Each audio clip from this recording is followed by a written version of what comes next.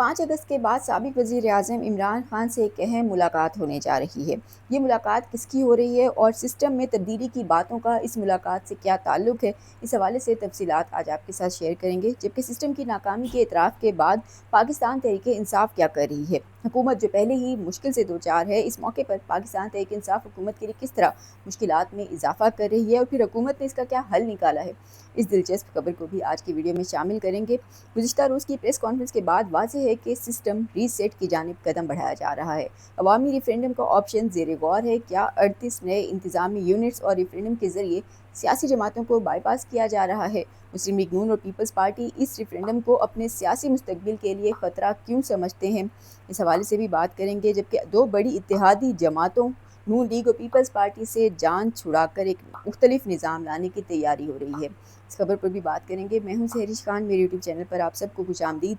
सबसे पहले इसी हवाले से बात कर लेते हैं कि जो कि मुल्क की मौजूदा सियासी सूरत हाल है। बज़ाहिर सिस्टम एतराफ़ कर चुका है कि सिस्टम आगे मज़ीद नहीं चल रहा। PTI 5 अगस्त के एहतजाज की तैयारियों में मसरूफ़ है। जमात इस्लामी की जानिब से भी 7 अगस्त के धरने का ऐलान कर दिया गया है। माजी में जब भी पाकिस्तान तहरीक-ए-इंसाफ़ ने एहतजाज की कॉल दी है, दूसरी जमातों के ज़रिए PTI के एहतजाज को कमज़ोर करने की कोशिश की गई है। माजी देखा जाए तो जमात इस्लामी ने 2024 में रावलपिंडी के अंदर एक मामले पर एक धरना दिया था और मामला था महंगी बिजली के ख़िलाफ़ आवाज़ उठाना, और बज़ाहिर धरना ख़त्म तब किया जब बिजली की कीमतों में मज़ीद इजाफ़ा हो चुका था।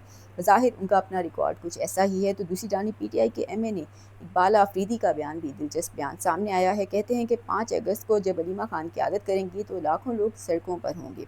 उन्होंने वाज़ेह किया कि अब की बार वापसी नहीं होगी, और साथ ही ये भी कहा कि ना तो इस बार लीडरशिप गायब होगी और ना ही कोई और गायब होगा, बल्कि नताइज जो भी हों हम सामने रहेंगे। ऐसी बातें गुज़िश्ता बर्स वैसे सोहेल आफरीदी भी कर चुके हैं, और ख़ास तौर पे उनका एक जुमला बड़ा मशहूर हुआ था। वो कहते थे कि मैं इश्क़ इमरान में मारा जाऊँगा। लेकिन बहरहाल उसके बाद सोहेल आफरीदी काफ़ी महीने उन्होंने खामोशी में गुजारी और अब एक बार फिर से सामने आए हैं, जारहाना अंदाज़ भी अपना रहे हैं, 5 अगस्त के लिए तैयारियाँ भी कर रहे हैं। अब इन दिनों खबरें गर्दिश कर रही हैं कि 5 अगस्त के एहतजाज के बाद इमरान खान से एक इंतहाई अहम मुलाकात का इम्कान है। इन खबरों के मुताबिक जब सिस्टम की नाकामी का एतराफ़ भी हो रहा है तो इमरान खान के पास बज़ाहिर एक ऐसी तजवीज़ ले जाई जा सकती है कि इमरान खान को ये ऑप्शन दिया जा सकता है कि पुराना सिस्टम तो कोलैप्स कर चुका है, हम यहाँ सेटअप लाया जा रहा है, तमाम सियासी जमातों को एक मेज़ पर बैठना होगा और आप भी इसकी हिमायत कीजिए। बज़ाहिर इमरान खान को देखा जाए तो इमरान खान 3 साल से जेल की सख्तियाँ बर्दाश्त कर रहे हैं। उनकी अहलिया सीनियर क़यादत पार्टी की बुज़ुर्ग कायदीन भी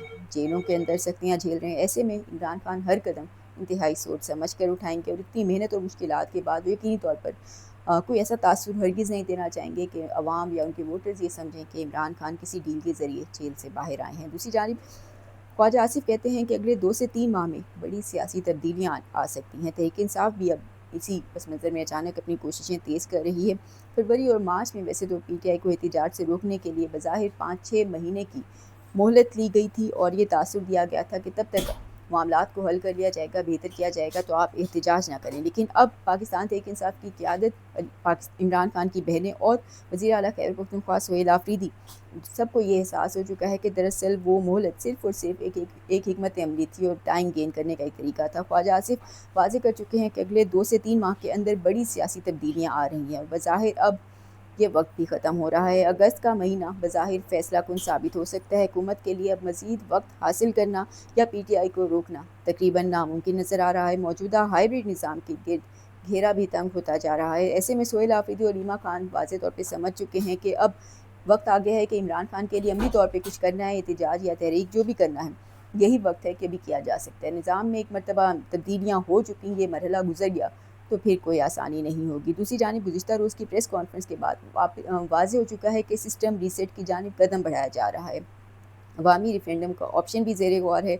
38 नए इंतज़ामी यूनिट्स की भी बातें की जा रही हैं। तो सवाल उठाया जा रहा है कल से ख़ास तौर पे कि क्या सियासी जमातों को बाईपास किया जा रहा है। नून लीग और पीपल्स पार्टी इस रेफरेंडम को अपने सियासी मुस्तकबिल के लिए ख़तरा समझ रहे हैं कि ऐसे वक्त में जब इत्तेहादी जमातें बज़ाहिर आज़ाद कश्मीर के इंतखाबात को लेकर आमने सामने थी, एक दूसरे पर धांधली के सच्चे झूठे इल्ज़ामात लगा रही थीं और एक दूसरे को खुद ही फॉर्म 47 की पैदावार करार दी थी, तब अचानक मामलात बदले और सिस्टम रीसेट की बात चल पड़ी। एतराफ़ कर लिया गया कि सिस्टम नाकाम हो चुका है और रीसेट की ज़रूरत आ चुकी है।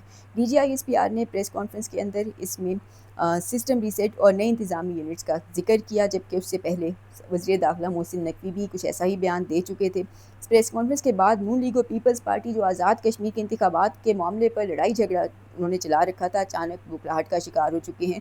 پریس کانفرنس کے بعد اب کچھ سینئر صحافیوں کے انکشافات بھی سامنے آئے ہیں اور کہتے ہیں کہ آئین کے آرٹیکل 140A اور 239 کی روشنی میں ایک عوامی ریفرینڈم کروانے پر غور کیا جا رہا ہے۔ اس ریفرینڈم کا مقصد سیاسی جماعتوں پر یہ دباؤ بنانا ہے کہ عوام خود ریسیٹ چاہتی ہے۔ ملک کے 38 ڈویژنز کو چھوٹے انتظامی یونٹس میں تقسیم کیا جائے گا، جہاں ہر یونٹ میں ایک گورنر اور ایک بااختیار بلدیاتی نظام ہوگا۔ سینئر تجزیہ نگاروں کے مطابق اب وقت آ گیا ہے کہ ملک سے خاندانی بادشاہت کا مکمل خاتمہ کیا جائے۔ نون لیگ اور پیپلز پارٹی بھی یہ جان چکی ہیں کہ حالات ان کے سیاسی مستقبل کے خاتمے کی طرف ہی جا رہے ہیں اور کبھی بھی وہ اس ریفرینڈم یا نئے انتظامی یونٹس اور نئے صوبوں کی حمایت نہیں کریں گی۔ یہ دو بڑی اتحادی جماعتیں بظاہر نون لیگ اور پیپلز پارٹی جو اب تک نظام کے اندر ریڑھ کی ہڈی بنی ہوئی تھی، اب بظاہر ان سے جان چھڑانے کا وقت آ چکا ہے۔ ماضی میں نون لیگ اور پیپلز پارٹی بچ کیوں جاتی تھی، کبھی سختی بظاہر ان کے اوپر زیادہ طویل کیوں نہیں چلتی تھی، کیونکہ کہیں نہ کہیں عوامی حمایت حاصل ہوتی تھی۔ لیکن اس مرتبہ صورتحال مختلف ہے۔ 8 فروری 2024 کے انتخابات کے بعد جو مینڈیٹ ملا، بظاہر وہ ان کا مینڈیٹ نہیں تھا اور آج کھل کر ایک دوسرے پر الزامات لگا رہے ہیں۔ بلاول بھٹو زرداری کھل کر وزیر اعظم شہباز شریف اور وزیر اعلیٰ مریم کو فارم 47 کی پیداوار کہہ رہے ہیں۔ خود جو کچھ حکومتی پالیسیاں ان 3-4 سالوں کے اندر رہی ہیں، اس سے دونوں جماعتیں عوام سے مکمل طور پر کٹ چکی ہیں، کوئی رابطہ نہیں رہا۔ آزاد کشمیر کے انتخابات کو لے کر انتخابی مہم کے لیے عوام میں جلسے کیے جا رہے ہیں اور وہ دوری ختم کرنے کی کوشش بھی کی جا رہی ہے، لیکن اس کے اندر کوئی کامیابی نہیں ہو رہی، کیونکہ ساتھ ساتھ ہی پیٹرولیم مصنوعات کی روزانہ کی بنیاد پر قیمتوں نے عوام کا جینا دھوبر کر رکھا ہے۔ ایسے میں عمران خان اور پی ٹی آئی کو ختم کرنے کی کوشش اور حکومت میں رہنے کی کوششوں نے دونوں جماعتوں کو عوام کے ساتھ بالکل الگ کر کے رکھ دیا، کاٹ کے رکھ دیا۔ اب نظام بظاہر ایک نئے معاملے کی طرف جا رہا ہے جو کہ نون لیگ اور پیپلز پارٹی کو جس کے اندر سائیڈ لائن کیا جا سکتا ہے۔ سینئر تجزیہ نگار کہتے ہیں کہ محسن نقوی کے حالیہ بیان کا پس منظر بھی دراصل یہی ہے کہ موجودہ سیاسی نظام کو ختم کر کے ایک ٹیکنوکریٹ حکومت کی جانب بڑھا جائے۔ اس صورتحال میں نون لیگ اور پیپلز پارٹی دونوں اپنی خاندانی بادشاہت سے ہاتھ دھو بیٹھیں گی۔ بظاہر نئے نظام کا مطلب سیاسی جماعتوں کے اتفاق سے نہیں شروع ہونے والا ہوگا، بلکہ پسندیدہ بیوروکریٹس، تاجروں، کاروباری شخصیات کو اس نظام کے اندر آگے لایا جائے گا، ہر شعبے سے ماہرین کو دیا جائے گا اور حکومت بنائی جائے گی۔ بظاہر گزشتہ